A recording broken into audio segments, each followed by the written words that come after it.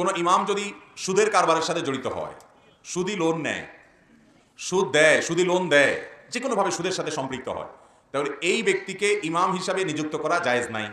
মসজিদ কর্তৃপক্ষের কর্তব্য এই ইমাম সাহেবকে ইমামতি থেকে বরখাস্ত করা। যদি তিনি তওবা করে তার কৃতকর্মের জন্য লজ্জিত হয়ে অনুতপ্ত হয়ে ফিরে আসেন, তাহলে সেক্ষেত্রে ভিন্ন কথা।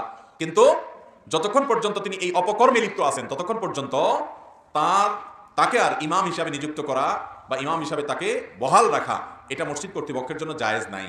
কিন্তু মুসল্লিরা যদি এরকম ইমামের পিছনে নামাজ পড়ে, তাদের নামাজ হয়ে যাবে। কারণ আল্লাহ তাজিরু ওয়াজিরাতুন বিজরা উখরা, আল্লাহ কোরআনে বলছেন একজনের পাপের বোঝা আরেকজন বহন করবে না। ইমাম সাহেব তিনি পাপ করেছেন, তার পাপে তাকে পাবে, তার পাপে আপনার ক্ষতি হবে। কিন্তু যার পেছনে নামাজ পড়বো, এই লোকটার মধ্যে যদি কাবিরা গুনাহ থাকে, এই লোকটার ভিতরে বড় অপরাধ যদি থাকে, তাহলে সেক্ষেত্রে তার প্রতি অভক্তি আসবে, তার কাছ থেকে শিখতে পারবো না। সেজন্য এরকম লোককে ইমাম হিসাবে নিয়োগ দেওয়াও জায়েজ নাই, ইমাম হিসাবে বহাল রাখাও জায়েজ নাই।